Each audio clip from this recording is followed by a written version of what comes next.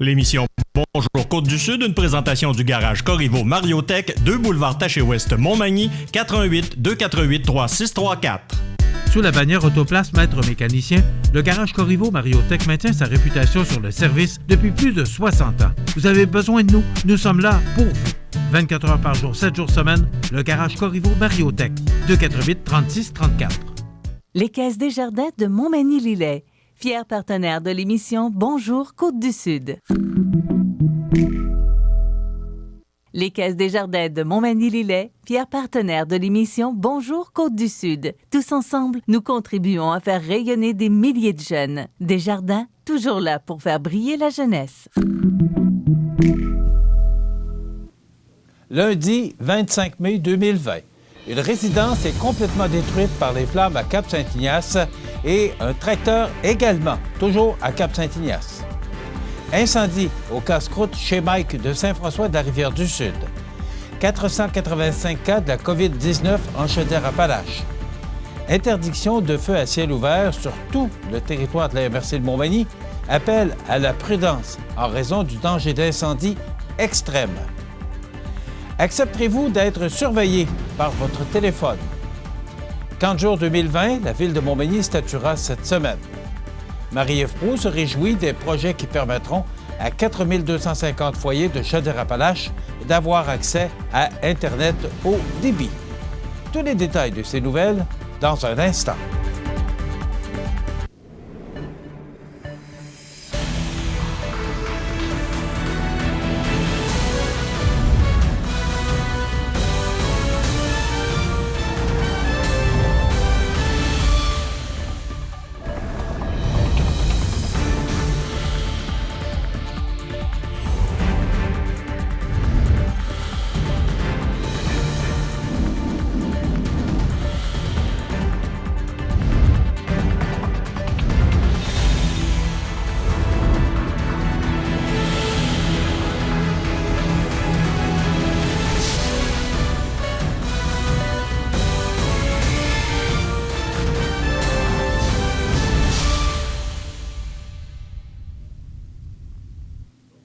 Bonjour et bon début de semaine, mesdames et messieurs.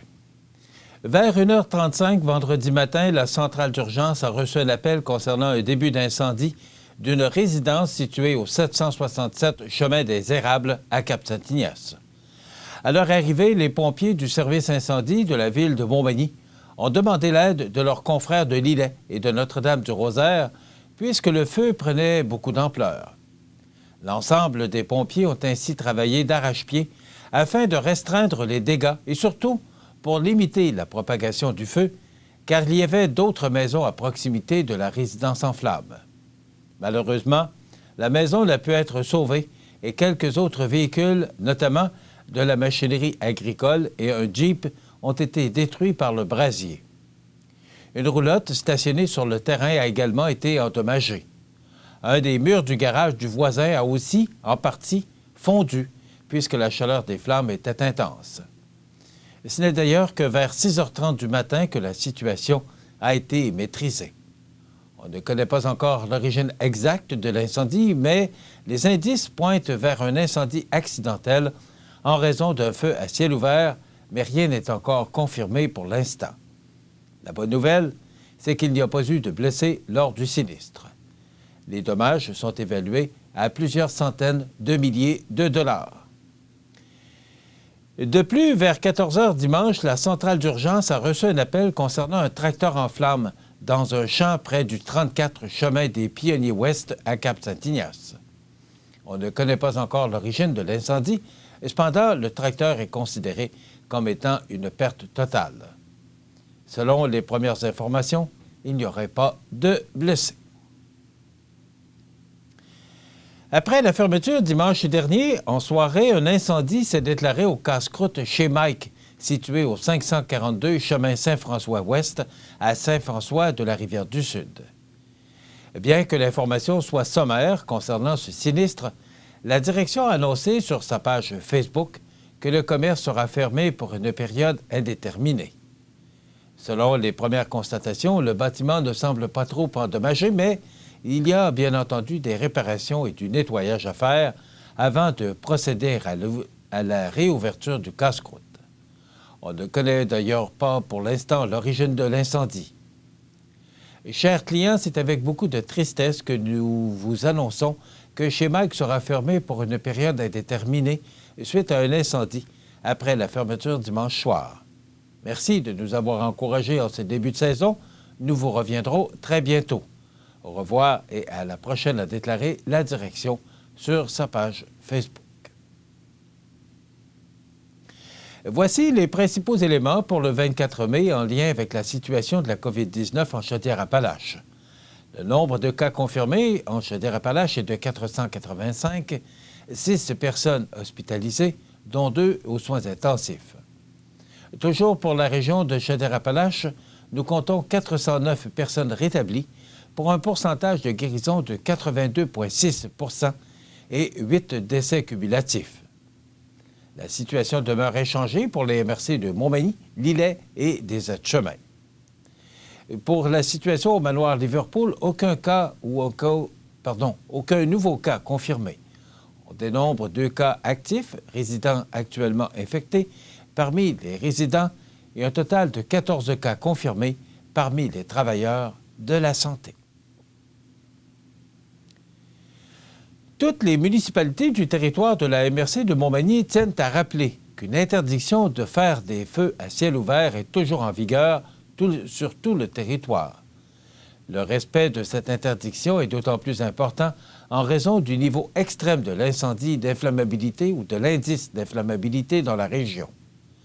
Le directeur incendie de la ville de Montmagny, Pierre Boucher, s'est d'ailleurs déplacé spécialement vendredi matin dans les studios de CMA TV afin de rappeler à la population l'interdiction de feux à ciel ouvert en raison des nombreuses sorties de ces pompiers cette semaine pour éteindre des feux ayant pour origine un non-respect de cette règle.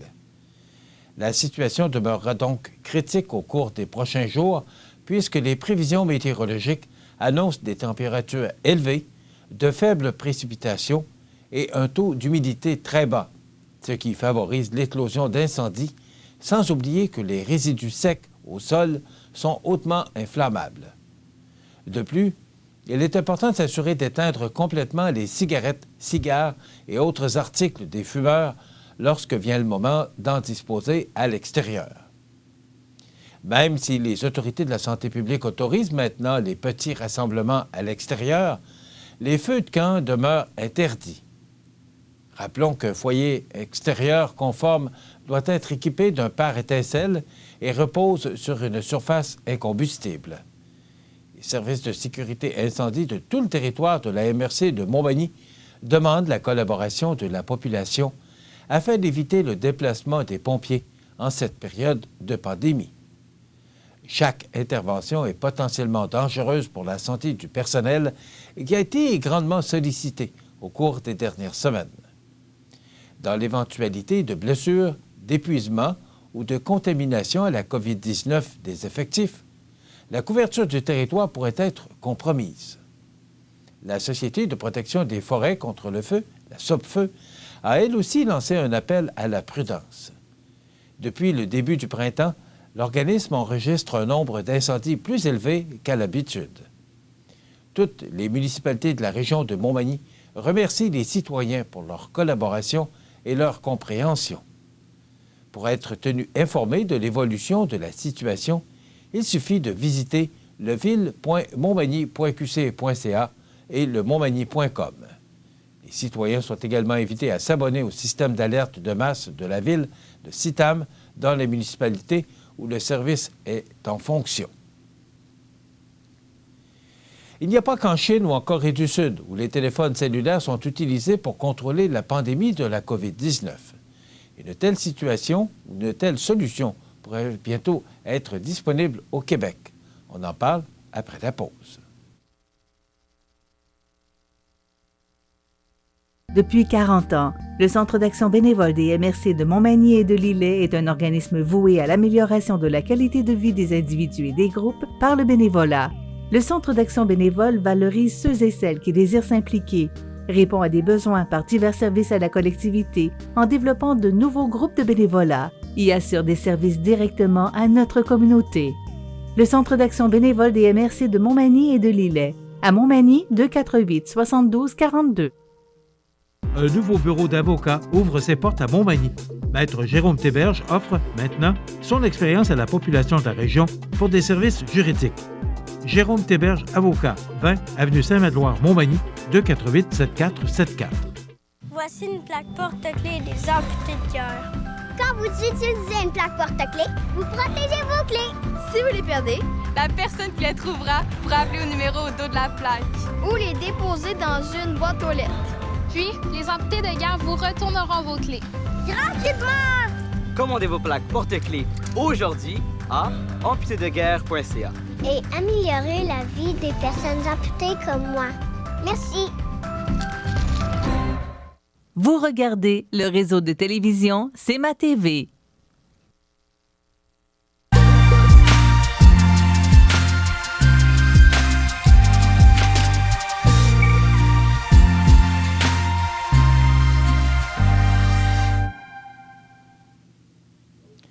Il n'y a pas qu'en Chine ou en Corée du Sud où les téléphones cellulaires sont utilisés pour contrôler la pandémie de COVID-19. De telles solutions pourraient bientôt être disponibles au Québec pour faire face à une éventuelle deuxième vague de contamination si le gouvernement Legault donne son feu vert. L'Institut québécois d'intelligence artificielle, MILA, un organisme sans but lucratif composé de chercheurs universitaires et d'entreprises du Québec et spécialisé en intelligence artificielle, espère lancer bientôt l'application COVID. Il s'agit d'un logiciel téléchargeable sur votre cellulaire qui utilise la technologie Bluetooth et la géolocalisation pour déterminer votre risque d'infection et aider à la recherche médicale. Le bureau d'enquête du Journal de Québec a décortiqué pour vous son fonctionnement, ses bénéfices et risques potentiels, et si elle voit le jour, notamment les enjeux de protection de la vie privée. Comment utiliser l'application? Après avoir téléchargé et ouvert l'application, l'utilisateur est informé des implications liées à la vie privée et est invité à donner son consentement. Questionnaire à remplir par l'utilisateur, son âge, son sexe, ses conditions de santé, ses symptômes actuels et l'utilisation d'un masque. Écran d'accueil avec 4 éléments principaux. D'abord, recommandations personnalisées, cette fonction qui aide l'utilisateur au quotidien à prendre des décisions sur ses activités selon son niveau de risque d'infection. Mise à jour du profil, cette fonction permet à l'utilisateur d'inscrire des informations supplémentaires à son sujet et de mettre à jour ses symptômes, ce qui permet de mieux ajuster son niveau de risque. Troisièmement, sondage et visualisation de données, partage de l'application auprès d'autres personnes. Une fois l'application configurée, l'utilisateur peut recevoir, peut recevoir des notifications lui indiquant, par exemple, que son niveau de risque de contracter le coronavirus a augmenté et qu'il doit suivre certaines recommandations. L'utilisateur pourra inscrire dans l'application le résultat de son test de dépistage. Dans des versions ultérieures, l'utilisateur pourra recevoir directement dans son application le résultat de son test. Si son test de dépistage s'avère positif, l'utilisateur sera invité à donner son consentement pour que son résultat soit partagé de façon confidentielle avec les personnes qui ont croisé récemment sur sa route. Comment ça fonctionne? L'utilisatrice, Alice, par exemple, mène ses activités au quotidien et traîne avec elle son téléphone. L'application mesure le niveau de risque de l'utilisatrice d'être infectée au coronavirus en fonction des informations de son profil et de ses interactions physiques avec d'autres personnes à proximité. Lorsqu'Alice passe du temps avec un autre utilisateur, Bob, qui a aussi l'application sur son téléphone, les deux appareils enregistrent cette information et échangent aussi, de façon cryptée, des informations sur les niveaux de risque des deux utilisateurs. La force du signal Bluetooth est mesurée sur les appareils, ce qui permet d'indiquer la distance et la durée de leur rencontre. Lorsque davantage d'informations sera accumulées sur le téléphone d'Alice, au fil de ces rencontres, son niveau de risque sera recalculé et mis à jour. Si Alice est contaminée, son appareil envoie des messages cryptés aux appareils des autres utilisateurs qui ont croisé sa route dans les 2 dernières semaines, comme Bob. Les utilisateurs qui ont croisé la route d'Alice, comme Bob, pourraient voir leur niveau de risque augmenter sur leurs appareils. Lorsque l'appareil d'Alice envoie un message à l'appareil de Bob, ce dernier ne saura pas d'où il provient. Il ne saura pas si cela est lié à sa rencontre avec Alice, à moins qu'il n'ait eu qu'une seule rencontre lors de cette journée spécifique.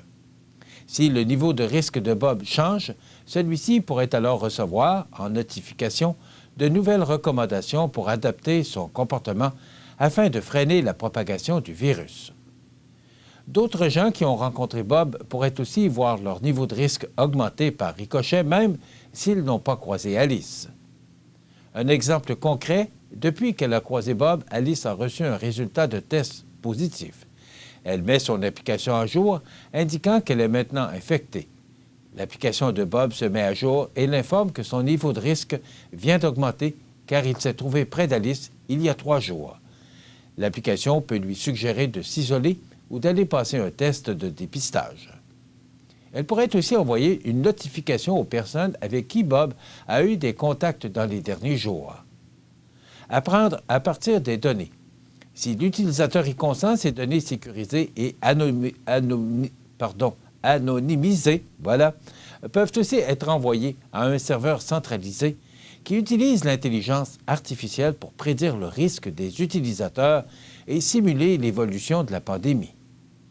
Prédicteur de risque, cet outil s'améliore avec les données des utilisateurs pour faire ensuite de meilleures prédictions quant au moment où un utilisateur a pu être infecté au coronavirus et quel était son niveau de contagion dans les jours précédents.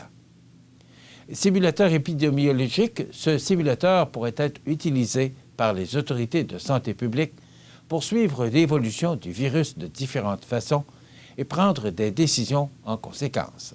Par exemple, on pourrait utiliser ce simulateur pour cartographier les zones où les gens sont infectés rapidement pour déterminer où se trouvent les citoyens qui respectent le plus ou le moins les consignes, pour simuler l'évolution d'éclosion selon différents scénarios. Les promesses du MILA au niveau de la sécurité, les données collectées sont gérées par un organisme à but non lucratif indépendant et non pas par des instances gouvernementales. Les données ne peuvent être vendues à des compagnies privées ou être utilisées à des fins lucratives. Les données seront détruites lorsque la pandémie sera terminée.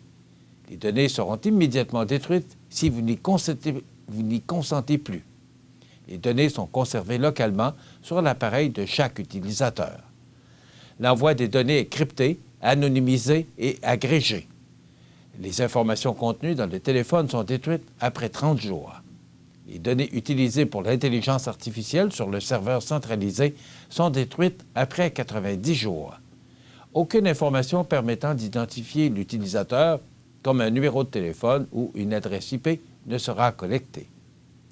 L'équipe derrière l'application a travaillé avec le Commissariat à la protection de la vie privée du Canada et affirme respecter les principes de la Déclaration commune des commissaires fédéraux, provinciaux et territoriaux à la protection de la vie privée sur les applications de traçage des contacts exposés à la COVID-19. Le bilan du jour de la COVID-19, 5 400 608 cas dans le monde, 344 760 décès dans le monde, 84 699 cas au Canada, 47 411 cas au Québec, puis c'est plus 573 par rapport à samedi dernier. Au cours des dernières heures, le gouvernement Legault a donné le feu vert à l'ouverture des camps de jour partout en province durant la saison estivale. Du côté de Montmagny, l'équipe du service des loisirs, de la culture et de la vie communautaire a imaginé quelques scénarios à partir des recommandations et mesures de santé publique figurant dans le guide de relance des camps en contexte de la COVID-19 qu'elle présentera au cours des prochains jours aux membres du conseil municipal. On s'attend donc à ce qu'une décision soit rendue vers la fin de cette semaine quant à la tenue ou non d'un camp de jour à Montmagny cet été. Nous savons que les parents attendent avec impatience de savoir s'il y aura ou non un camp de jour à Montmagny pour planifier leur été. Mais pour respecter les consignes gouvernementales, et s'assurer d'être en mesure d'offrir un environnement sécuritaire aux enfants et à leurs animateurs. Il y a plusieurs choses à considérer avant de statuer. Le respect des ratios enfants-animateurs est l'un des enjeux, tout comme la désinfection. Mais le principal est de trouver assez de locaux pour accueillir les enfants lors des jours de pluie, tout en assurant la distanciation sociale. Une chose est certaine, si le camp de jour ouvre ses portes, les places seront limitées, a expliqué le maire de Montmagny, Rémi Langevin.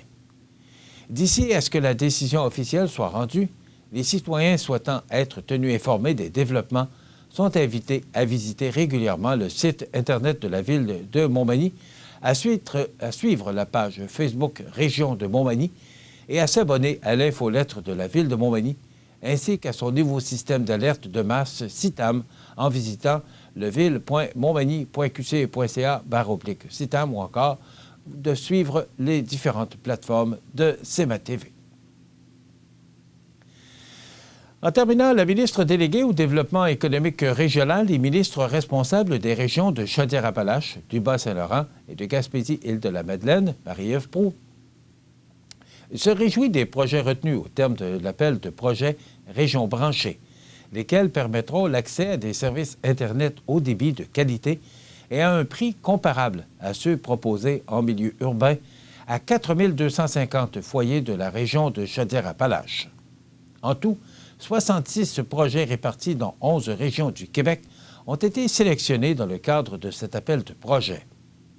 Ceux-ci donneront accès à un service Internet haut débit à plus de 60 000 foyers.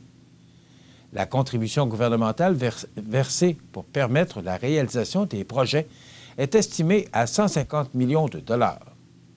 Le ministre de l'Économie et de l'Innovation et ministre responsable de la région de Lanaudière, Pierre Fitzgibbon, en a fait l'annonce jeudi dernier en compagnie du député d'Alford et adjoint parlementaire du ministre de l'Économie et de l'Innovation, volet économie et Internet haute vitesse, Gilles Bélanger. L'appel de projet Régions branchées vise à accélérer l'implantation d'infrastructures de télécommunications dans les zones partiellement desservies. Les promoteurs devront d'ailleurs livrer leur projet au plus tard le 30 juin 2022. Le gouvernement s'est engagé à ce que tous les projets permettant de fournir un accès à Internet haut débit à l'ensemble des foyers québécois soient réalisés ou en voie de l'être d'ici 2022. L'appel de projet Régions branchées constitue le premier volet du plan de déploiement pour atteindre cet objectif. Les deux autres volets de ce plan sont l'appui du gouvernement du Québec aux promoteurs de projets déposés dans le cadre de l'appel de projet du Conseil de la radiodiffusion et des télécommunications canadiennes, le CRTC, lequel se terminera le 1er juin prochain. L'appel de projet réalisé conjointement par le gouvernement du Québec et le gouvernement fédéral qui sera lancé au cours de l'été 2020. En 2020, l'accès à un service Internet haut débit est indispensable à l'essor d'une économie régionale prospère et à la vitalité des communautés. D'autant plus que dans un contexte de crise sanitaire comme celui de la COVID-19, une connexion Internet haut débit n'est pas un luxe, mais bien une nécessité. Le numérique est essentiel pour communiquer, s'informer, innover, apprendre, développer des affaires et bâtir des collectivités fortes. Il va sans dire que les projets retenus ont le potentiel de donner un nouveau souffle à toute la région de Chaudière-Appalaches en contribuant à son rayonnement et à son attractivité, a déclaré Marie-Ève Proulx, ministre déléguée au développement économique régional et ministre responsable des régions de Chaudière-Appalaches, du Bas-Saint-Laurent et de Gaspésie-Île-de-la-Madeleine. Rappelons qu'à la fin de 2016, on estimait à 340 000 le nombre de foyers en milieu rural qui étaient mal ou non desservis. Mme Proulx sera notre invitée dans la dernière partie de notre émission d'aujourd'hui. Voilà ce qui complète notre bulletin de nouvelles pour aujourd'hui. Si vous avez des nouvelles à nous transmettre, vous pouvez le faire en communiquant avec notre salle des nouvelles au 418-241-1313, poste 226. Ou encore, vous pouvez nous écrire à nouvelles@cmatv.ca. Vous pouvez également nous suivre, comme plus de 13 075 personnes le font maintenant, sur la page Facebook de cmatv.ca. Vous êtes à l'antenne du réseau de télévision CMA TV, le média le plus regardé et le plus suivi. ce qui le confirme numéro 1 de l'information sur la Côte-du-Sud. Voilà, c'est tout pour l'instant. Dans quelques minutes, les prévisions de la météo et les heures de la marée.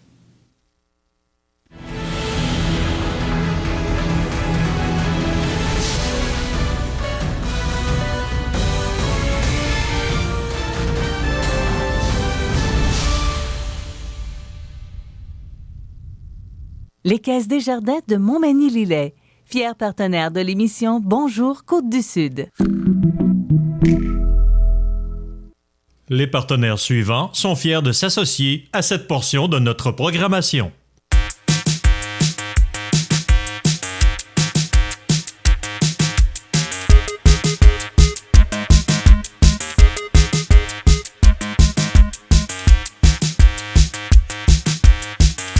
Les prévisions de la météo. Une présentation de Promutuelle Assurance Montmagny-Lillet. Toujours à l'écoute de vos besoins.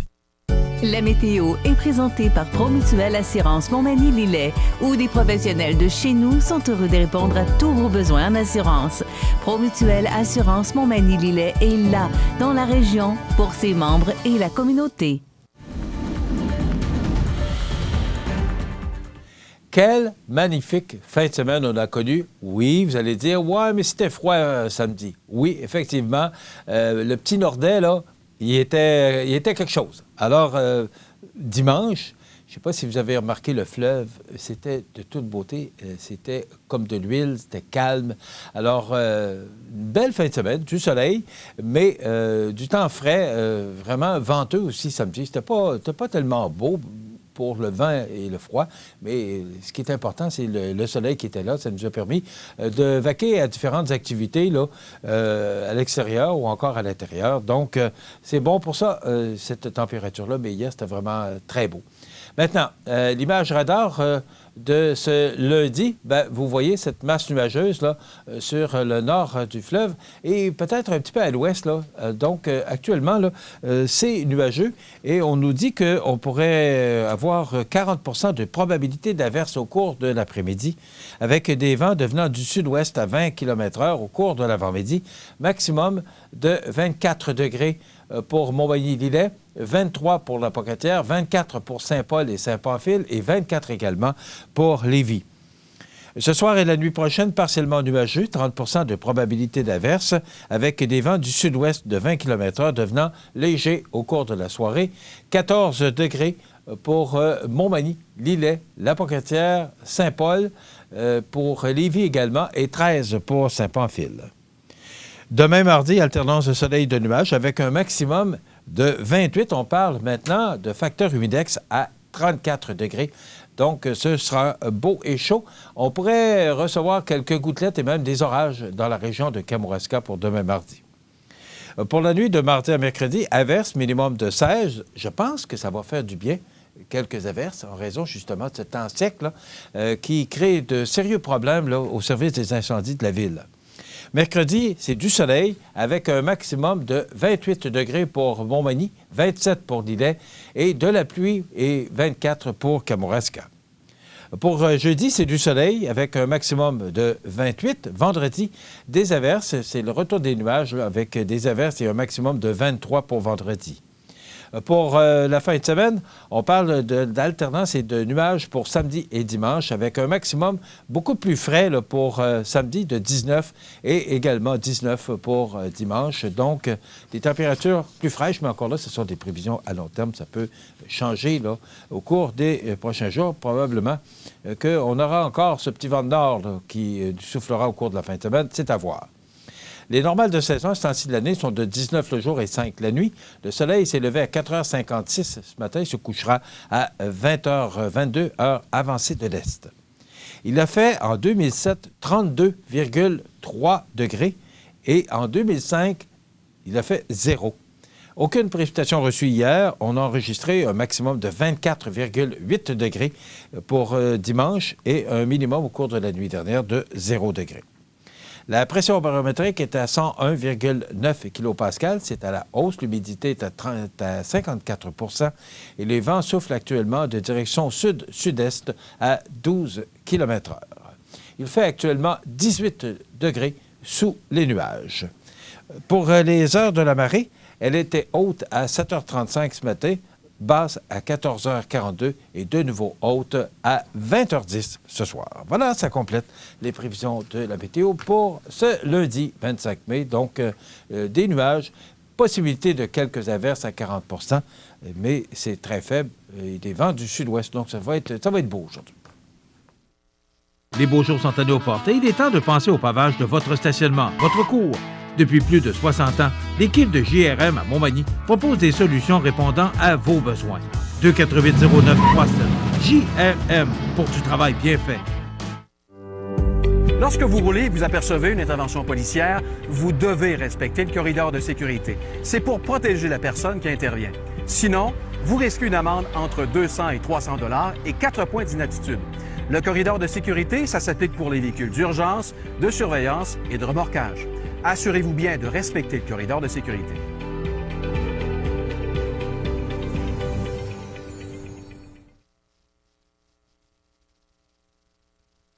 Vous regardez le réseau de télévision C'est ma TV. Les anniversaires IGA vous sont présentés par votre magasin Coop IGA Extra de Montmagny, qui vous rappelle que bien manger, ça commence dans votre magasin Coop IGA Extra de Montmagny. Venez vivre la différence à votre magasin Coop IGA Extra de Montmagny. C'est aujourd'hui lundi, le 25 du mois de mai 2020. On entreprend la dernière semaine du mois de mai déjà. Aujourd'hui, 25 mai, c'est l'anniversaire à Monique Robin-Bossé. C'est Huguette qui vous souhaite bon anniversaire, Monique Robin-Bossé. Bonne fête à Liette Forêt de Cap-Saint-Ignace et de Clémence et Sabine. Bon anniversaire, Liette Forêt. Et c'est l'anniversaire aujourd'hui à Lynne Fortin. C'est de la part de Jeannette. Bon anniversaire, Lynne Fortin. Bon anniversaire à François Pelletier. C'est de la part de Mamie Judy. Alors, bon anniversaire, François Pelletier, en ce lundi 25 mai. Bon anniversaire aujourd'hui à Elliot Deneau. C'est de la part de toute la famille, puis il semblerait que toute la famille soit là ce matin pour vérifier, recevoir ses vœux pour Elliot Deneau. Donc, bon anniversaire, Elliot, aujourd'hui. Bon anniversaire à Liette Rioux. C'est de la part de son amie Denise Langevin. Et enfin, bon anniversaire en ce 25 mai à Émilie Normand. Elle a 17 ans aujourd'hui, Émilie. C'est de la part de ses grands-parents Claudette et Paul Normand. Donc, bon anniversaire, Émilie Normand, en ce 25 mai. Vous voyez, il y en a de plus en plus des anniversaires et on se fait un plaisir. Vous savez qu'on ne peut pas aller voir les gens qu'on aime. Bien, la télévision vous permet de saluer et de souhaiter bon anniversaire aux gens que vous aimez, vos parents, vos amis. Et en plus, peut-être qu'ils gagneront ce certificat cadeau de 25 $ offert par votre magasin Coop IGA de Montmagny. Eh bien oui, c'est avec tristesse qu'on apprenait il y a 25 ans, aujourd'hui, le 25 mai 1995, le deuil s'abattait sur les partisans de hockey de Québec. Leur équipe, et mon équipe, les Nordiques, étaient vendus à des intérêts américains et déménageaient à Denver, au Colorado, dans une transaction qui demeure aujourd'hui difficile à digérer. La conférence de presse annonçant la nouvelle était tenue à l'Hôtel Le Concorde de Québec. Les Nordiques venaient de terminer au premier rang de la division Nord-Est à la suite d'une saison écourtée par le lockout de 3 mois. Après des années de misère, soit depuis la fin des années 80, l'équipe de Québec promettait enfin des jours meilleurs à ses partisans. Bien, ils vont gagner la Coupe Stanley l'année suivante. Les anniversaires, David Pasterniak, attaquant des Bruins de Boston, il a 24 ans aujourd'hui. Matthew Murray, gardien de but des Penguins de Pittsburgh, 26 ans. Caroline Ouellette, quadruple médaillée d'or olympique de hockey, 40 ans. Stéphane de Bellavance, acteur et animateur de télévision québécois, il a 46 ans. Mike Myers, comédien canadien et acteur de cinéma, 57 ans. Robert Picard, qui a joué pour les Nordiques de 85 à 89, il a 63 ans. Louis Saillard, réalisateur et producteur de cinéma québécois, 70 ans. Et Adjutor Côté, ex-joueur des As de Québec et des Saints de Sherbrooke, il a 96 ans aujourd'hui. Les disparus ce 25 mai en 2019, Robert Bédard, 86 ans, lutteur professionnel connu sous le nom de Ring, le number one Frenchman René Goulet. En 2014, Marcel Côté, 71 ans, homme d'affaires et ex-candidat à la mairie de Montréal. En 2016, Nancy Down, 79 ans, ex-actrice et mannequin, mère de Jennifer Aniston. En 2015, Mary Ellen Mark, 75 ans, photographe américaine. En 2014, Wojciech Jaruzelski, 90 ans, président de la République de Pologne. En 2010, Jarvis Williams, 45 ans, ancien joueur des Dolphins de Miami dans la Ligue nationale de football. En 2005, Ismail Merchant, 68 ans, réalisateur et producteur britannique qui a travaillé à une quarantaine de films. En 2001, Alberto Corda, 62 ans, photographe cubain. En 83, Jean Rougeau, 52 ans, ex-lutteur québécois et ex-président de la Ligue de hockey junior majeur du Québec. Et enfin, en 78, André Roch. Ça ne me disait rien, mais écoutez bien. Il est décédé en 78, à l'âge de 44 ans, chanteur québécois, le marchand de bonheur, frère du chanteur Michel Louvain. J'apprenais ça en même temps que vous. Voilà, ça complète les anniversaires de ce 25 mai. Dans quelques instants, la chronique qu'on a pu vous présenter vendredi parce qu'on a diffusé une entrevue avec le directeur du service incendie, M. Pierre Boucher. Eh bien, on vous présente cette chronique santé, notre passion avec Sophie Dion. On va parler de probiotiques aujourd'hui. Il y aura la nouvelle positive, les avis de décès. Et après quoi, en dernière partie, Marie-Ève Proulx est avec nous pour une entrevue qu'on a réalisée vendredi. Donc, elle nous parlera de différents sujets très intéressants. Donc, ne manquez pas cette entrevue avec la ministre et députée de Côte-du-Sud. Également, à la fin de l'émission, José Soucy sera avec nous pour nous parler des grands titres de l'actualité. Voilà, je vous souhaite une bonne émission. Desjardins et ses membres sont toujours là pour faire briller la jeunesse. Les jeunes ont des rêves, des ambitions, des projets et les Caisses Desjardins de Montmagny-Lillet sont fiers de les soutenir et de les faire rayonner. Desjardins, toujours là pour faire briller la jeunesse. En 1833, un jeune de 20 ans eut une idée. Une petite idée qui allait devenir un grand projet. Aujourd'hui, le rêve d'Ozanam est devenu réalité. Au Québec, depuis 1848, la Société de Saint-Vincent-de-Paul est là pour aider lors des pires catastrophes. Et c'est au quotidien qu'elle fait toute la différence, en donnant nourriture, meubles et vêtements à ceux qui en ont vraiment besoin. Depuis 165 ans.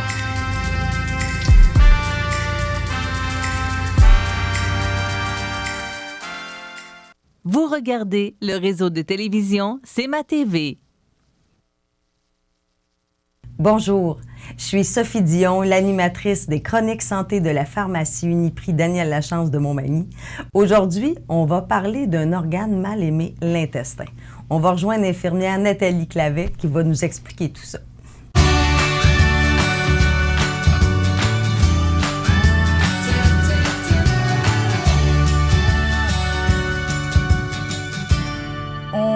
Tu m'as dit qu'on allait parler du microbiote. Oui. C'est quoi le microbiote? Moi, j'ai jamais entendu parler de ça. Le microbiote, c'est le nouveau nom scientifique pour anciennement la flore intestinale. Sûrement que tu as entendu parler de ça. Bien oui, ça, je connais ça. Alors, la flore intestinale ou le microbiote, c'est l'ensemble des micro-organismes qui nous entourent, c'est-à-dire sur la peau, le nez, dans les oreilles. Mais aujourd'hui, on va surtout parler au niveau de l'intestin. C'est lui qui nous intéresse, au niveau de l'intestin. Et est-ce que tu sais que la quantité de micro-organismes qui nous habitent est plus lourde que notre cerveau, c'est-à-dire à peu près 2 kilos. Fait que c'est beaucoup de petits micro-organismes. Oui. Et dans 1 gramme d'excréments humains, on retrouve plus de bactéries que d'humains sur toute la Terre. Ah oui. C'est pas rien. Non, non. Puis ça vient d'où? Donc, le microbiote, lui, il est acquis à la naissance. Lorsque le bébé passe au niveau vaginal, le bébé s'imprègne des bactéries de la mère et en ingurgite aussi. Donc, lui, il est en train de se coloniser au passage. Okay. Et tout débute là, mais si on regarde maintenant ces années-ci, il y a 30 de césariennes qui sont faites au Canada. Donc, ils se sont aperçus que les bébés avaient peut-être des petits problèmes au niveau de leur système immunitaire, peut-être à cause des césariennes, mais ça, c'est encore... Est-ce qu'il y a plus de césariennes qu'il y avait avant? Oui, il y a beaucoup plus de césariennes qu'avant. OK. Donc, là, ils se sont dit, bon, ces bébés-là, ils n'ont pas le microbiote de leur mère. Donc, ils ont le microbiote de l'air de la salle d'opération, du dessus des lumières, de toute l'instrumentation, mais ils n'ont pas celui de la mère, qui est très important. Pour les anticorps. Pour les anticorps, tout ça. Puis en plus, quand la mère allaite par la suite, bien, il y a un nutriment à l'intérieur du lait maternel qui vient renforcer encore plus le système immunitaire.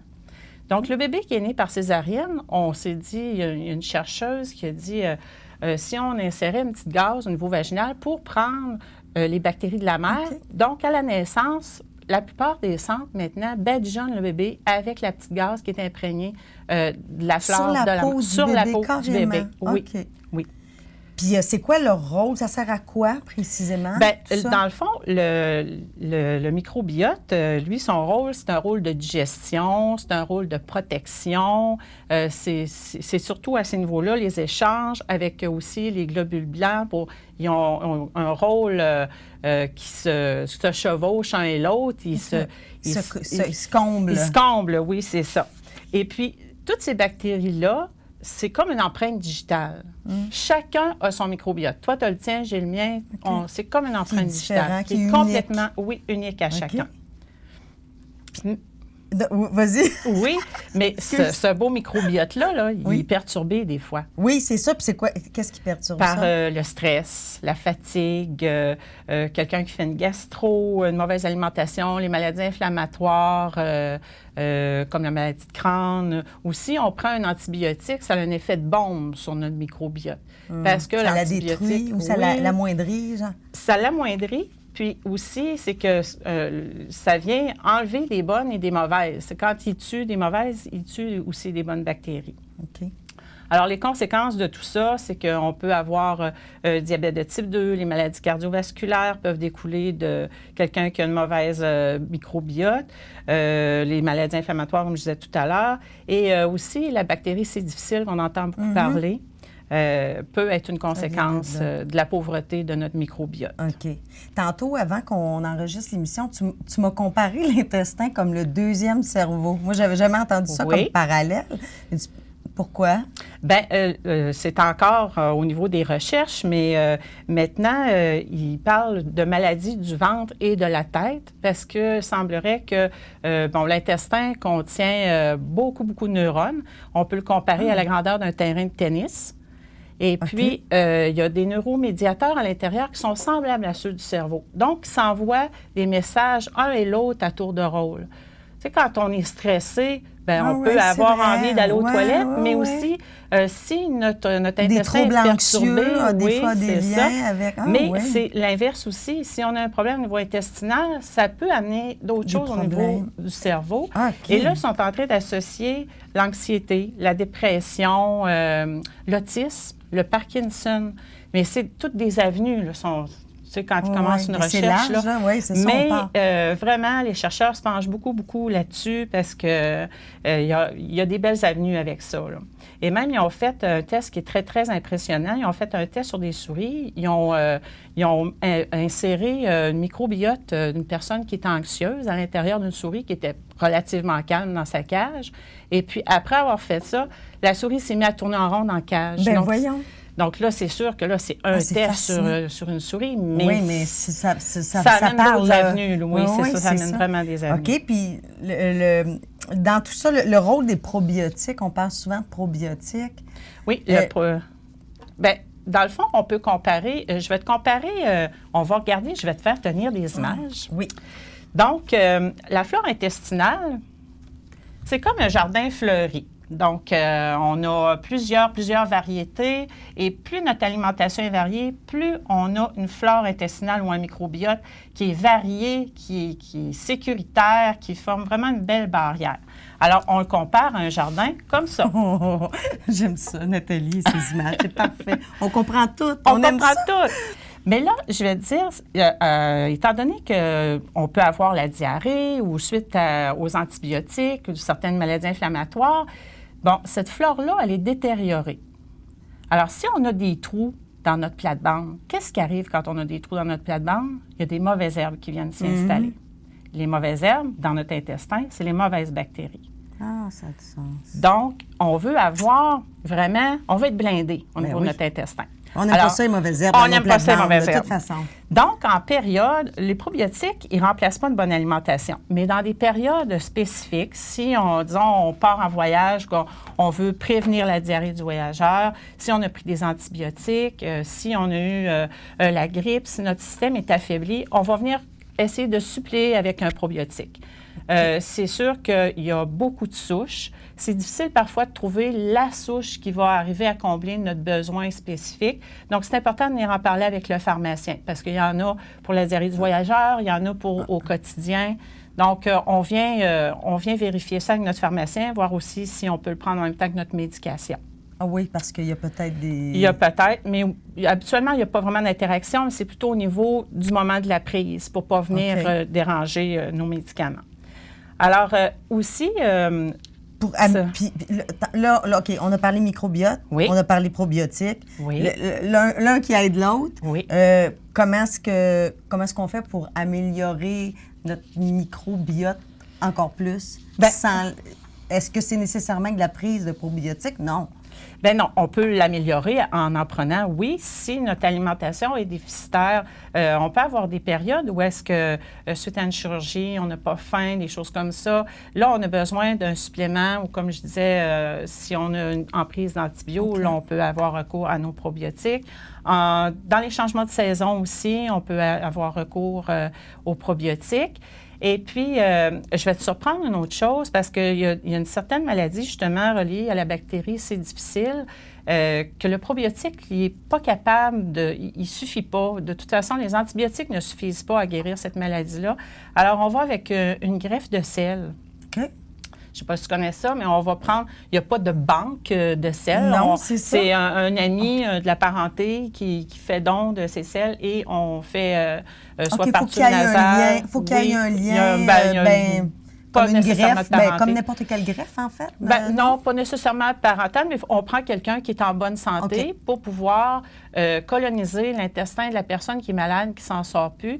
Et puis, ça fait des résultats spectaculaires. Ah oui? Oui, vraiment. Ça, c'est vraiment à utiliser dans des cas extrêmes. Ça, c'est dans les cas extrêmes. Quand on a essayé plein de choses, on a passé par les probiotiques, on a passé par l'antibiothérapie. Là, à un moment donné, il en arrive avec une greffe de sel pour aller coloniser l'intestin et refaire fleurir l'intestin de la personne. Ramener des fleurs dans notre plate-bande où il y a de la mauvaise herbe. Mon Dieu, c'est fascinant tout ça. Alors, on peut l'améliorer aussi par une alimentation diversifiée, comme dans le guide alimentaire. Là, si on suit notre guide alimentaire... Il y a des choses meilleures que d'autres. Oui, c'est ça. On fait des choix, on lit nos étiquettes, on ajoute beaucoup de fibres à notre alimentation. C'est très important d'ajouter des fibres. Et aussi, on ajoute beaucoup de petits fruits. Je vais te faire tenir une autre petite affiche. Alors, tous les petits fruits qui contiennent beaucoup de polyphénol, qu'est-ce que ça mange en hiver? Ça, c'est des antioxydants. Alors, nos antioxydants, eux autres, ils servent de prébiotiques. Eux autres, ils encouragent la formation de cellules pour renforcer notre système immunitaire et pour conserver une flore bactérienne saine. À son maximum. C'est ça. Donc, on retrouve dans ça, c'est les fraises, les framboises, les bleuets, le cassis, les mûres et puis la grenadine. Tous ces beaux petits fruits-là seraient très intéressants à ajouter à notre alimentation quotidienne. Parce qu'ils ont fait beaucoup de recherches, sont là-dessus présentement, sont en train de faire une recherche sur la canneberge. Je vous le dis, allez pas toutes vous acheter de la canneberge aujourd'hui. C'est encore vraiment très embryonnaire comme étude. Mais chez les souris, l'ingestion de canneberge, à cause de sa quantité phénoménale de polyphénol, ferait perdre du poids et aiderait au diabète de type 2. Donc, c'est une belle avenue. C'est quelque chose vraiment à suivre. Moi, la dernière rencontre que j'ai eue en février avec les chercheurs, ils sont là-dessus, là, à Laval, là, sont à plein temps sur ça. Sont dans les recherches par-dessus la tête, puis ça évolue rapidement. Oui. Et puis, c'est quelque chose qui s'améliore rapidement quand même, le microbiote. Hein. Si on change nos habitudes alimentaires, là, c'est en quelques jours qu'il voit les résultats. Oui. Ça réagit Ça réagit très rapidement. Il l'expérimente beaucoup chez les souris, puis ça change très, très, très rapidement. Okay. Donc, si on a un changement à faire à partir d'aujourd'hui, on va chercher des petits fruits, puis... OK. Et vous, évidemment, en pharmacie, vous pouvez toujours aider par rapport aux probiotiques. Quel traitement on peut faire? Lesquels sont le mieux? Vous êtes là pour ça, vous pouvez répondre aux questions. Oui, comme je vous disais, parce qu'il y en a une panoplie. Il y a différentes souches. Il y en a qui se croisent, là, mais il faut vraiment les vérifier. Il y en a pour la diarrhée du voyageur. Oui, c'est ça que c'est difficile en tant que consommateur de se retrouver là-dedans. Ça a tous des noms, l'activité. Oui, puis le nombre de millions de bactéries de machins, ça devient à un moment donné. Cette souche-là, c'est important d'aller vérifier. Merci encore, ça Nathalie. Me fait plaisir. C'est tout le temps très intéressant de te rencontrer. Tu nous mets plein d'images, on comprend tout, même pour des choses qui peuvent paraître un peu complexes pour nous. Merci Ça beaucoup. Me fait plaisir. Alors, ceux qui ont manqué le début de la capsule, vous pouvez aller visionner le tout sur le site Internet de CEMA TV ou sur la page Facebook du Uniprix Daniel Lachance de Montmagny ou sur la page Facebook de CEMA TV. Alors, merci beaucoup. Manger des petits fruits, c'est bon pour la santé.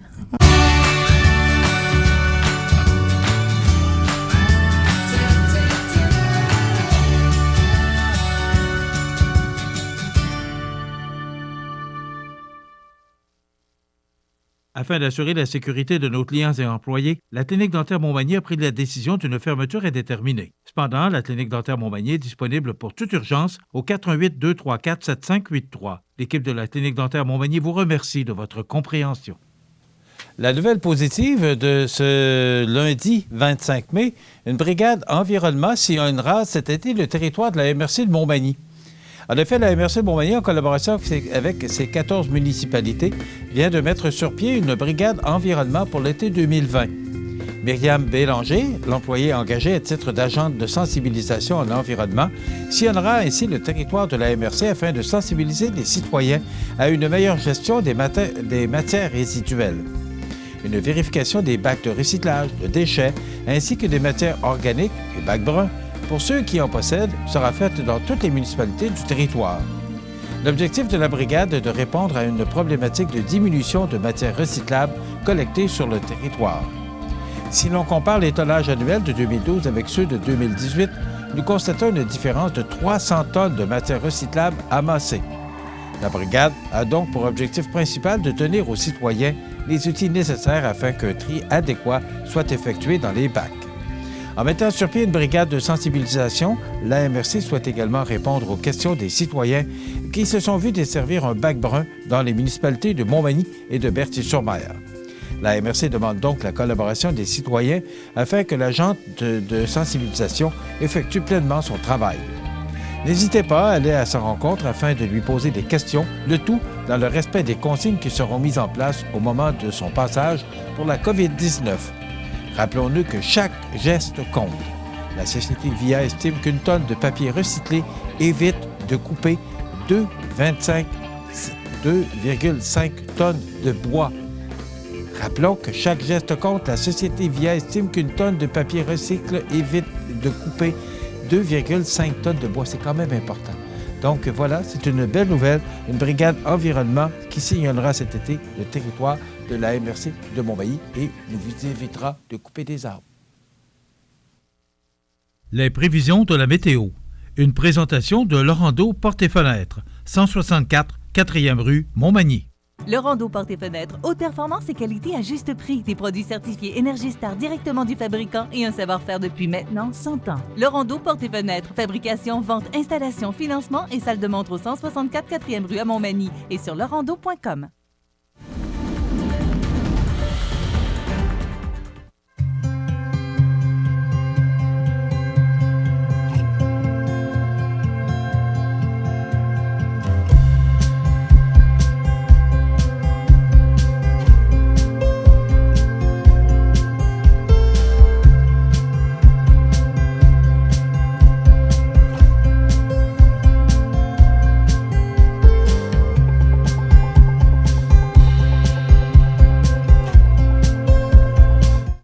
Les partenaires suivants sont fiers de s'associer à cette portion de notre programmation.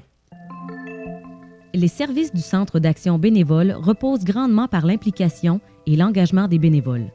En effet, nous accueillons les personnes qui désirent s'impliquer et nous les dirigeons selon leurs intérêts vers les différents types de bénévolat souhaités. En plus de les soutenir par de la formation et de l'information, l'organisme rend hommage à l'engagement des bénévoles par une activité de reconnaissance. À titre d'exemple, plusieurs types de bénévolat sont disponibles au Centre d'action bénévole. Bénévoles accompagnateurs aux rendez-vous médicaux, bénévoles aux visites d'amitié, bénévoles à la clinique Impôt, bénévoles auprès de prothèses capillaires, bénévoles accompagnateurs en soins palliatifs et fin de vie. Moi, actuellement, je fais du bénévolat à fin de vie. J'aimerais ça, c'est très enrichissant au point de vue personnel. Vous ne savez pas c'est quoi qu'on peut donner, puis qu'on peut être très apprécié en les personnes qui sont en fin de vie. Ils ont besoin d'amour, ils ont besoin qu'on les aide, ils ont besoin qu'on les guide même. Mais c'est eux autres qui sont toujours, je lui dis tout souvent, c'est vous autres qui le bossent. Être bénévole, ça m'apporte premièrement un enrichissement personnel. Ça m'apporte de quoi apprécier de ce que la vie peut nous donner.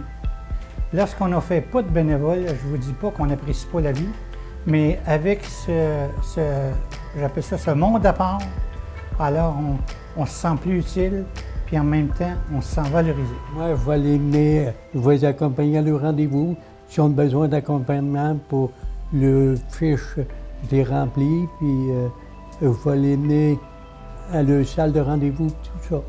J'ai été d'emmener un monsieur, il était en phase terminale, là, puis je l'accompagnais, puis il aimait bien ça que je sois avec lui. Puis c'est ça, ça me fait plaisir, puis je peux faire rendre un petit brin de bonheur avant qu'il... Ça me fait plaisir. Depuis 40 ans, le Centre d'action bénévole des MRC de Montmagny et de Lillet est un organisme voué à l'amélioration de la qualité de vie des individus et des groupes par le bénévolat. Le Centre d'action bénévole valorise ceux et celles qui désirent s'impliquer, répond à des besoins par divers services à la collectivité en développant de nouveaux groupes de bénévolat et assure des services directement à notre communauté. Le Centre d'action bénévole des MRC de Montmagny et de Lillet. À Montmagny, 248 72 42. Le Centre d'action bénévole soutient le programme Vie active. Ce programme offre des activités physiques, cognitives et sociales aux personnes de 50 ans et plus afin de les encourager à demeurer actifs et en santé. Les routines Vie active sont conçues par des professionnels de la santé et sont animées par des bénévoles formés. Elles sont de niveau débutant, intermédiaire et avancé. Les routines peuvent être faites en position assise ou debout. Pour moi, animer la vie active, c'est une satisfaction personnelle. Je trouve que c'est un moyen de garder nos aînés en forme le plus possible. Et je leur dis souvent que pour moi, c'est toujours un plaisir de les accompagner dans leurs exercices. Il y a aussi le programme Vie active adapté qui est conçu pour les personnes en légère perte d'autonomie. Ce sont des exercices de groupe adaptés et sécuritaires, accompagnés de jeux de mémoire et d'observation. De plus, différentes activités de plein air sont aussi offertes. Marche musclée, vélo, raquettes et encore plus. Enfin, le programme Vivre en équilibre à nous de jouer est composé de 12 ateliers qui visent à sensibiliser les participants du réseau Vie active aux différentes façons de s'adapter aux changements liés au vieillissement ainsi qu'aux événements marquants de la vie. L'animation de ces ateliers se fait sous forme d'activités éducatives telles que des sketchs, jeux questionnaires, rallyes, etc. Vous regardez le réseau de télévision C'est ma TV. La résidence funéraire Boulanger vous propose une gamme complète de services personnalisés afin de répondre à tous vos besoins en matière de funérailles. Nous vous fournissons des installations et des services innovants qui répondent aux besoins en évolution des familles d'aujourd'hui. Nous prenons soin de tout afin que vous puissiez vous concentrer sur ce qui est le plus important, votre famille, vos amis et vous-même. Salon funéraire complètement rénové pour votre plus grand confort, grand stationnement, facilité d'accès. La résidence funéraire Boulanger, pour bien faire dans la dignité. Le réseau de télévision C'est ma TV vous présente les avis de décès. À l'hôpital de Montmagny, le 18 mars 2020, à l'âge de 101 ans et 7 mois, est décédée Mme Rose Gagné, épouse de feu M. Réal Jonca. Elle était la fille de feu M. Eugène Gagné et de feu Dame Emma Proux. Elle demeurait à Montmagny. En raison des circonstances actuelles, les rituels funéraires se tiendront dans l'intimité avec les membres de sa famille. La famille tient à remercier le personnel du 3e étage et des soins palliatifs de l'hôpital de Montmagny, ainsi que le docteur Philippe Gagnon pour leur gentillesse et les bons soins prodigués, ainsi que son médecin traitant, Dr Raymond Fortin. Vos témoignages de sympathie peuvent se traduire par un don à la Fondation de l'Hôtel-Dieu de Montmagny. La direction a été confiée à la maison funéraire Laurent Normand, 115 rue Saint-Louis, Montmagny. Aux familles éprouvées, la direction et le personnel du réseau de télévision CMA-TV offrent leurs plus sincères condoléances. Vous regardez le réseau de télévision CMA-TV. Alors, on se retrouve dans l'édifice de la MRC de Montmagny, dans les bureaux de la ministre Marie-Ève Proux. Et elle a accepté de nous recevoir ici, malgré tout ce qui se passe actuellement, parce que je trouvais que par Skype, c'est bien le fun, mais c'est beaucoup plus plaisant de vous avoir tout près. Bonjour, Marie-Ève Proux. Bonjour, ça va bien? Merci, et vous? Oui, très bien. Marie-Ève, comment vivez-vous cette situation un peu hors de l'ordinaire? Bien, je la vis, je dirais, comme tout le monde. Hein? On est tous ensemble. De jour en jour, on vit différemment la situation qui se présente à nous. Évidemment, dans mon rôle, ça m'amène à être au front de plusieurs dossiers en même temps. On prend des décisions à tous les jours pour tenter de faire avancer le Québec malgré la pandémie. Là, depuis quelques semaines, on est en déconfinement graduel. Donc ça, c'est vraiment intéressant et important. C'est une démarche cruciale de réouvrir l'économie tout en évitant que la pandémie se relance, elle. On veut relancer l'économie et non la pandémie. Est-ce que c'est une inquiétude que vous avez? Oui, c'est une inquiétude qu'on a tant qu'il n'y aura pas vraiment de vaccin ou de remède à ce virus.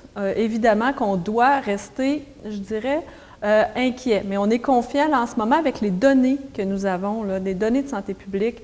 On peut agir en ce moment, puis ça va très bien jusqu'à maintenant. Là. Franchement, les gens continuent de rester disciplinés, c'est ce qu'on voit.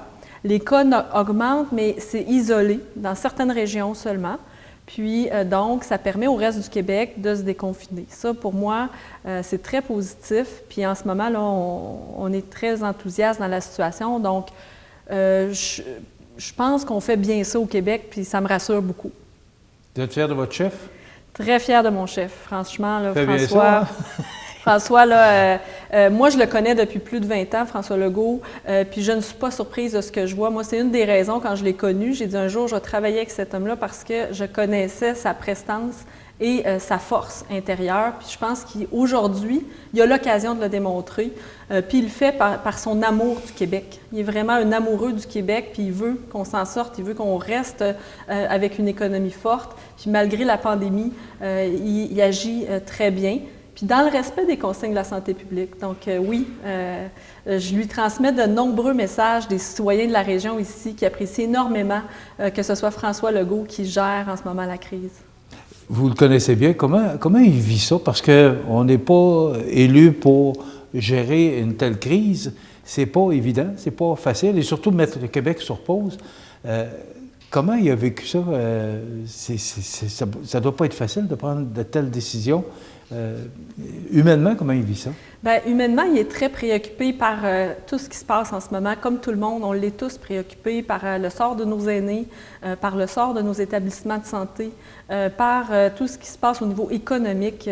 François Legault est vraiment quelqu'un qui provient du monde des affaires. Donc, tout ça, là, pour lui, c'est important.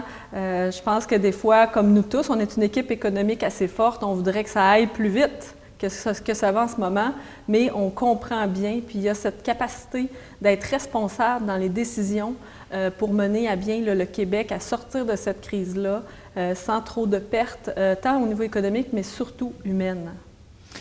Marie-Ève, votre rôle a changé Avant ça, vous alliez siéger à Québec, vous aviez plusieurs sorties. Là, maintenant, ça se fait beaucoup plus par visioconférence ou vidéoconférence. Oui. Expliquez-nous un peu comment votre rôle maintenant, les changements que ça a apporté comme député et ministre. Bien, comme député, d'abord, ça fait partie de notre rôle. C'est vraiment intégré dans notre rôle au quotidien de rencontrer les gens. On fait la politique parce qu'on aime le monde, on aime être avec les gens. Et là, vous ne pouvez pas les rencontrer. Là, on ne peut pas l'être. Donc ça, là, c'est très difficile pour mes collègues députés, pour moi aussi, de tout faire en virtuel. On aime le contact humain.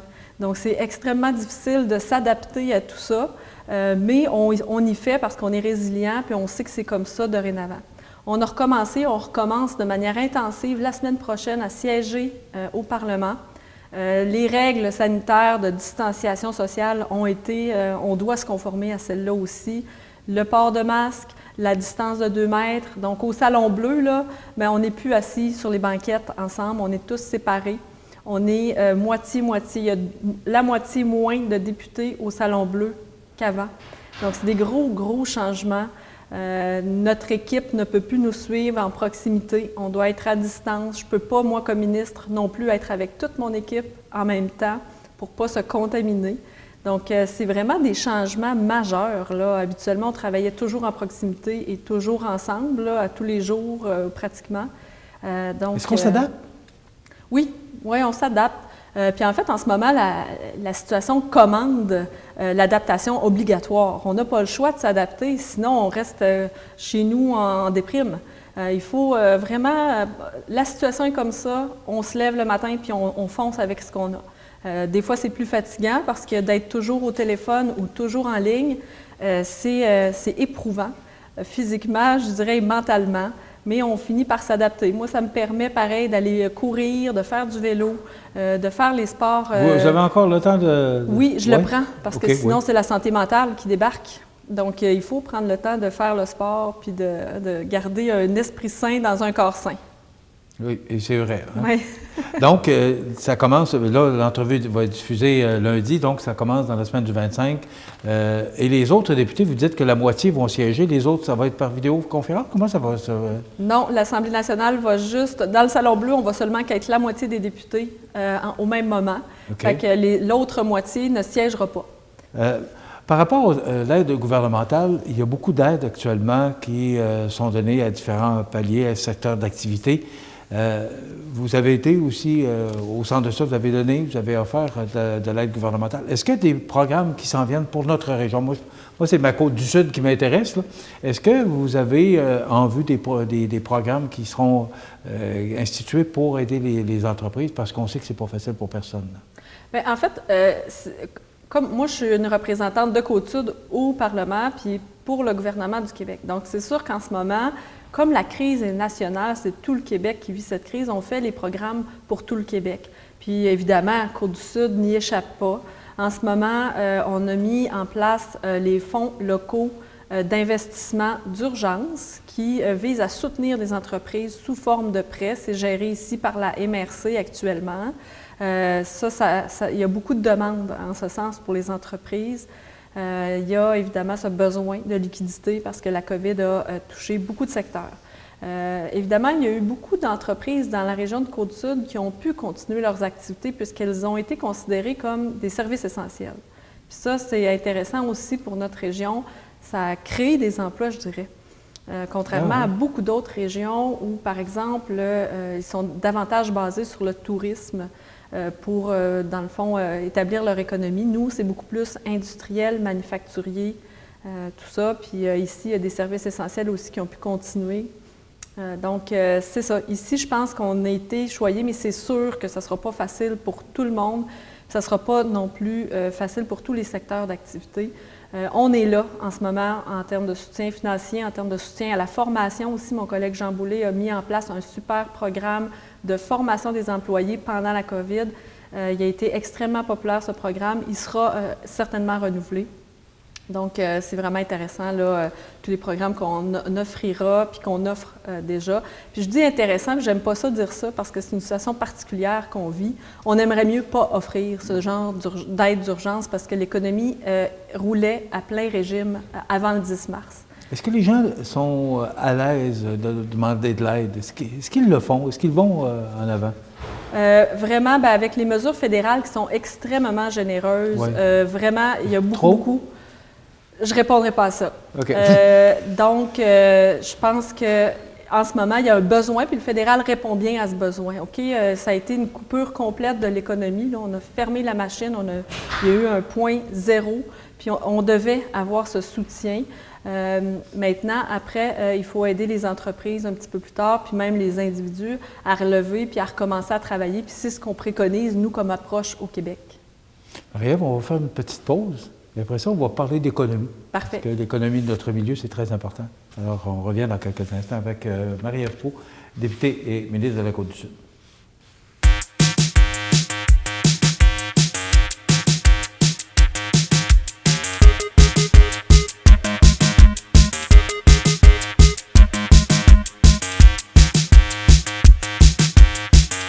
Depuis 40 ans, le Centre d'action bénévole des MRC de Montmagny et de Lillet est un organisme voué à l'amélioration de la qualité de vie des individus et des groupes par le bénévolat. Le Centre d'action bénévole valorise ceux et celles qui désirent s'impliquer, répond à des besoins par divers services à la collectivité en développant de nouveaux groupes de bénévolat et assure des services directement à notre communauté. Le Centre d'action bénévole des MRC de Montmagny et de Lillet, à Montmagny 248 72 42. Vous regardez le réseau de télévision C'est ma TV. Je vous rappelle que notre invitée aujourd'hui, c'est Mme Marie-Ève Proulx, qui est députée et ministre de la Côte-du-Sud. Je devrais dire ministre et députée de Côte-du-Sud, c'est beaucoup plus réel. Marie-Ève, l'économie du milieu est vraiment sérieusement amochée, je pense que c'est le bon terme. Vous voyez l'avenir comment? Bon, parce que là, il y a toutes sortes de permissions qui se font au fur et à mesure qu'on avance dans le temps, le déconfinement. Mais il y a encore beaucoup d'entreprises, dont les restaurants de notre région, qui sont fermés. On sait que dans le tourisme, ça ne sera pas fort cette année. Vous voyez les prochains jours, semaines, mois, comment, au niveau de notre économie, comme étant ministre de l'Économie? Bien, dans la situation qu'on vit actuellement, il y a des opportunités qui se sont présentées. Là. En contexte de crise, on dit souvent ça, qu'il y a toujours des opportunités dans les crises, puis dans celle-là, il y en a aussi, puis pour les entreprises aussi. On a vu au cours des dernières semaines des entreprises comme des restaurateurs se réinventer du tout au tout en faisant beaucoup de livraisons, de prêt à commander, prêt à venir chercher. Donc ça, c'est vraiment très intéressant pour les restaurateurs dans le contexte où on doit et devra se distancer socialement. Les restaurants, à mon avis, ont tout intérêt à se réinventer dans ce contexte. Je voyais, par exemple, ce matin dans les journaux, dans un pays, pour assurer la distanciation, ils ont mis en place des mannequins, une table sur deux. Donc, ça donne une perspective drôlement intéressante et drôle pour le retour avec la distanciation sociale. Mais peut-être aussi, je parlais avec l'Association des restaurateurs du Québec qui me disait, mais peut-être que pour l'été, il n'y en aura pas de serveurs, il y aura seulement du style cafétéria où les gens iront se servir eux-mêmes puis s'asseoir à une table. Donc, évidemment, c'est des secteurs extrêmement touchés, mais dans les prochaines semaines, on va annoncer là, le déconfinement au niveau touristique, au niveau de la restauration. Ça sera annoncé là, au cours des prochaines semaines. On a déjà beaucoup annoncé de secteurs, mais il faut y aller toujours dans le respect des règles sanitaires à respecter et des conditions émises par la santé publique. Ça, pour nous, c'est prioritaire parce que c'est pas une crise économique, c'est la deuxième étape, la crise économique. En ce moment, c'est une crise sanitaire qu'on vit, qui entraînera évidemment une certaine crise économique, puis après une crise des finances publiques. Parce qu'on va avoir à vivre ça, puis ça, c'est une projection à long terme là, de ce qu'on vivra au Québec dans les prochains mois, prochaines années. C'est pas facile de vivre ces situations-là, mais on n'a pas le contrôle sur la situation de santé publique actuellement. Donc, on apprend à vivre avec au jour le jour. Puis, c'est ce qu'on demande, c'est ce que le premier ministre demande de faire à tous les jours aux Québécois depuis le début de cette crise. Marie-Ève, notre région est une région très touristique. Et là, pour l'instant, tout est sur pause. Est-ce que vous êtes inquiète pour tous nos organismes, pour le tourisme dans la région. Est-ce que ça peut grandement nous affecter? Parce que pour l'instant, il ne se passe rien. Bien, au niveau touristique, je te dirais que ça va s'en venir. Évidemment, on veut, nous, c'est notre volonté la plus ferme d'avoir une saison touristique. Comment elle va s'activer, cette saison? On n'est pas encore rendu là à 100 %. Il y a des choses qui ne pourront plus se faire parce que ça demandait trop de proximité. Donc, ma collègue Caroline Proulx est en train de regarder comment on va organiser ça. Je voudrais rajouter quelque chose. Une autre opportunité qui est très importante pour notre région, c'est toute l'autosuffisance alimentaire, aussi l'achat local. Hein? On a fait beaucoup la promotion de cet achat local-là. Puis moi, j'aurais envie de dire aux gens là, de notre région, gardons donc ces bonnes habitudes-là que la crise nous a amenées, d'aller chez le poissonnier, d'aller chez notre boucher local, d'aller dans notre magasin de souliers local. Ça, là, ça vaut de l'or pour une région. Tu sais, quand on parlait d'économie du milieu, là, pour moi, c'est là qu'il faut tout miser. Puis on a toute une responsabilité comme citoyens d'acheter ici nos produits locaux, d'encourager nos producteurs alimentaires, de trouver des nouvelles initiatives, les restaurateurs qui mettent en valeur les produits, locaux. C'est incroyable, là, toutes les initiatives qu'on voit en ce moment. Ça, moi, ça me donne beaucoup, beaucoup d'espoir pour les régions puis le Québec. Est-ce que vous pensez que, bon, ce que M. Legault disait l'autre jour, acheter Québec, puis nous, à Montmagny, on avait Isabelle Normand la semaine dernière, compte sur moi, j'achète local. Est-ce que vous pensez que la population va être sensibilisée? Parce que ça fait longtemps qu'on parle d'achat local. Ça fait des années. Des années et je dirais même des décennies. Mais est-ce que vous pensez que ce qui se passe actuellement peut sensibiliser la population à acheter local, à acheter Québec? Bien, clairement, en mode de confinement, où en ce moment, on ne peut même pas se déplacer vraiment d'une région à l'autre encore. Donc, il faut rester autour de chez nous. Ça nous aide. Ça nous aide. Puis, ça aide les commerces. Puis, je crois que les gens se sont sensibilisés à voir les chiffres ou dans les pépinières, le taux d'achalandage dans les pépinières actuellement, c'est monstre. Les gens veulent faire eux-mêmes leur plan, leur jardin, veulent faire de l'autosuffisance alimentaire. C'est ce que les crises amènent souvent. Là, au cours de l'histoire, on le voit, là, que les gens, c'est un comportement normal. Mais si on peut garder ces bonnes habitudes-là, puis nous, on va encourager fortement au cours des prochaines semaines, prochains mois comme gouvernement, à continuer d'acheter québécois. On va même modifier de plus en plus nos règlements, nos lois, pour favoriser aussi les plus petites entreprises locales dans les marchés publics, dans les appels d'offres du gouvernement, pour qu'on encourage québécois. On parlait de tourisme tout à l'heure. Bon, il y a eu des régions, on a fermé les régions pour le confinement. Entre autres, on a fermé à la Pocatière la région du Bas-Saint-Laurent, qui est votre comté, votre territoire également, là. Des élus ont manifesté le souhait de continuer à fermer encore pour un certain temps, si on peut dire, les frontières. Vous n'avez pas embarqué là-dedans. Est-ce qu'il y avait une raison spéciale pour vous vouliez que ça ouvre, alors que les autres auraient peut-être préféré que ça demeure fermé encore quelque temps? Je vais rectifier le tir. Je ne voulais pas que ça ouvre, mais on respectait les consignes émises par la santé publique.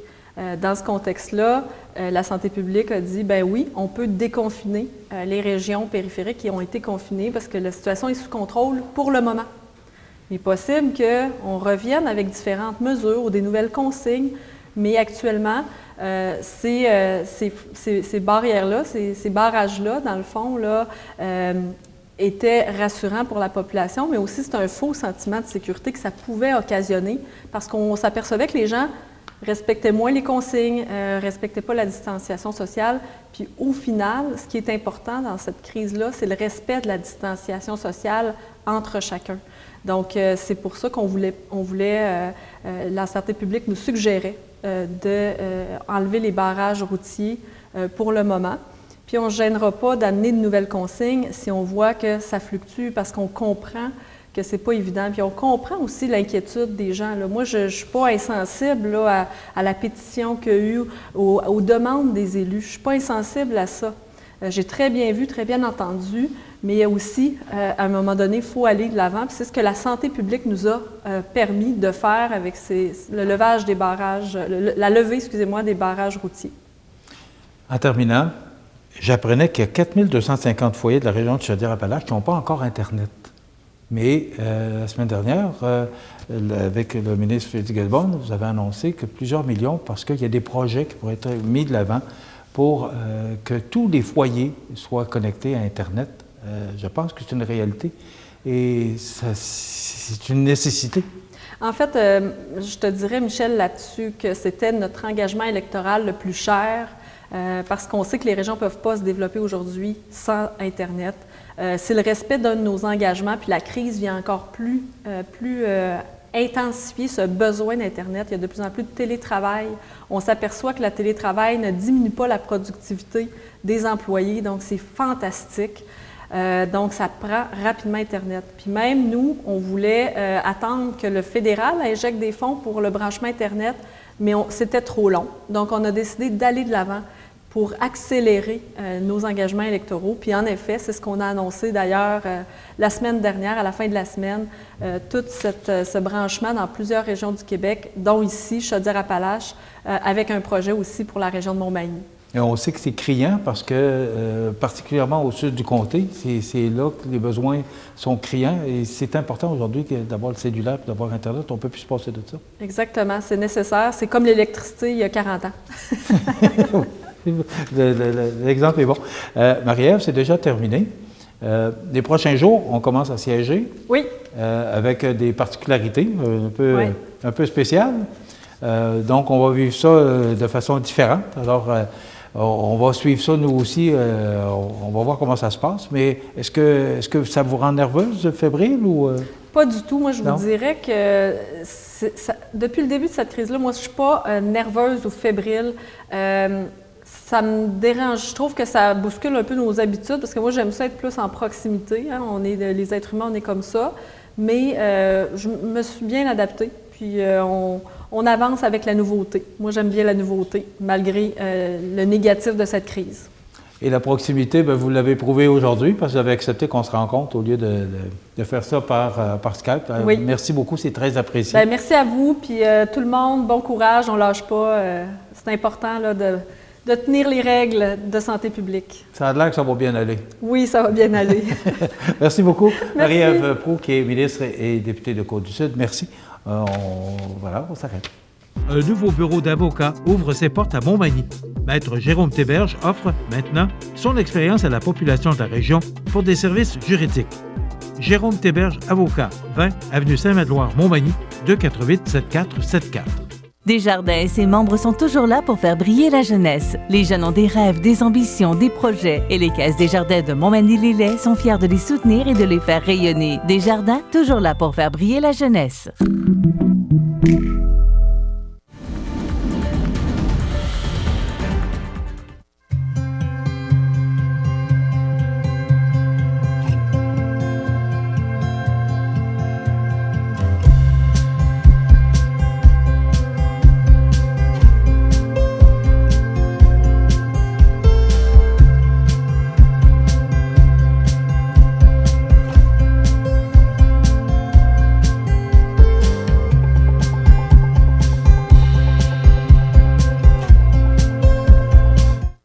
Regardez le réseau de télévision C'est ma TV.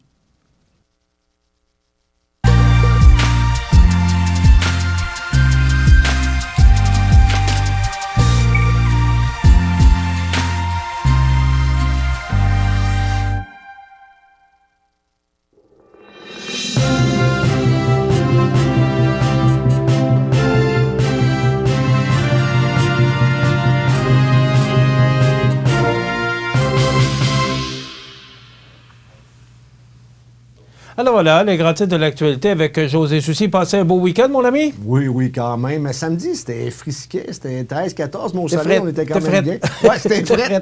Mes chums qui est venu à la maison, là, on a relaxé, on a eu du fun ben en masse, mais le dimanche, j'ai dit, t'aurais dû venir le dimanche, il faisait plus beau. On était réellement bien. Ça fait du bien au moral. S'il y a des gens qui voulaient se faire un barbecue samedi soir, c'était pas chaud pour... Oui, mais tu sais que les règles de confinement, là, ça va être de plus en plus dur les faire respecter parce que les gens, avec le beau temps, on n'a jamais connu ça. Il faut faire attention, oui, mais en même temps, faut pas qu'il y ait une deuxième vague et qu'on tente de ramener les gens en confinement parce que d'après moi, ça va être la Troisième Guerre mondiale. Les gens, Ouais. Et ce que j'ai vu hier, moi, en tout cas, les gens respectent les consignes. En tout cas, dans la mesure du possible, en majeure partie. José, écoute, même le directeur des incendies est venu nous voir vendredi parce que les feux à ciel ouvert, c'est interdit. Et là, il y a des incendies qui seraient dus à ces feux à ciel ouvert. Oui, parce que tu sais que le niveau d'inflammabilité de la nature, si je peux m'exprimer ainsi, est extrêmement élevé parce qu'on a des températures secs, il n'y a pas assez de tombées de pluie, de sorte qu'il faut vraiment faire attention.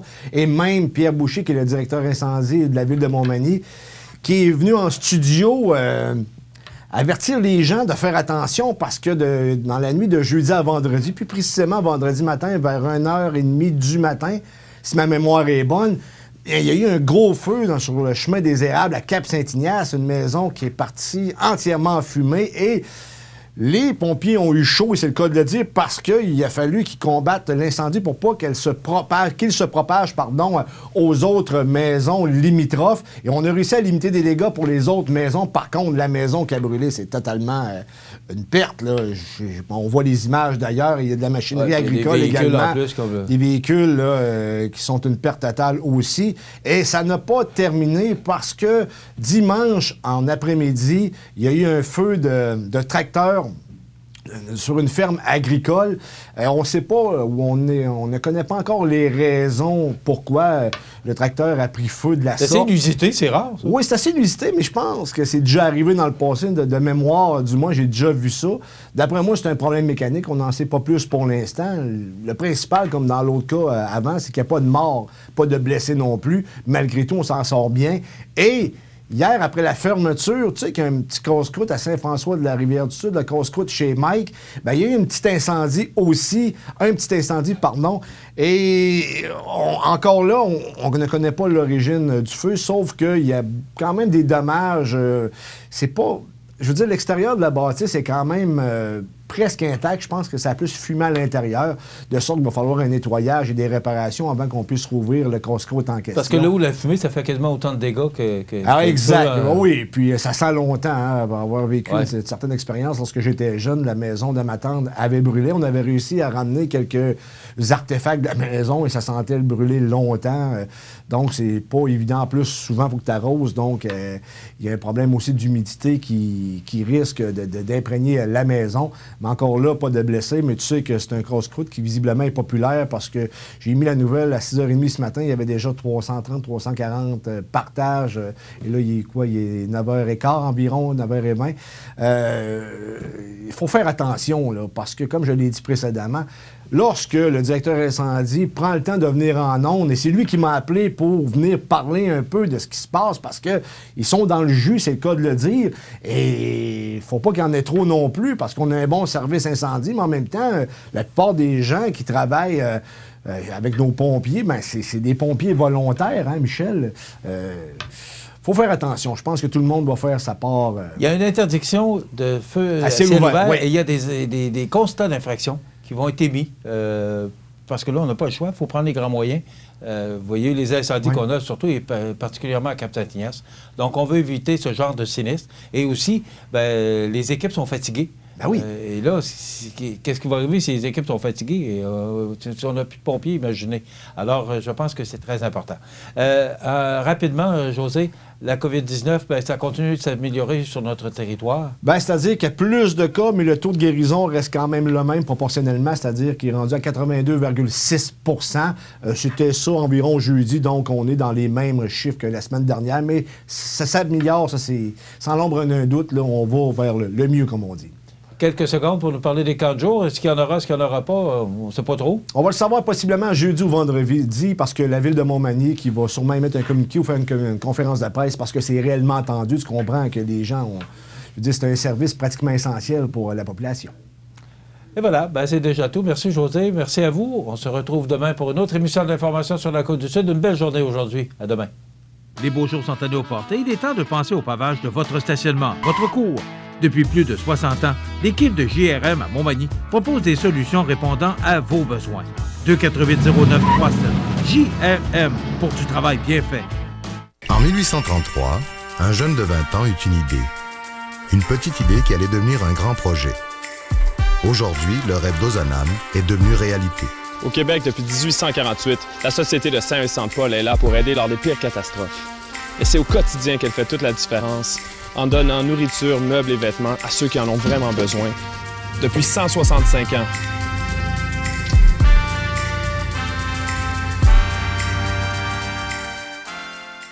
L'émission Bonjour Côte-du-Sud, une présentation du garage Corriveau Mariotech, 2 boulevard Taché-Ouest Montmagny, 418 248 3634.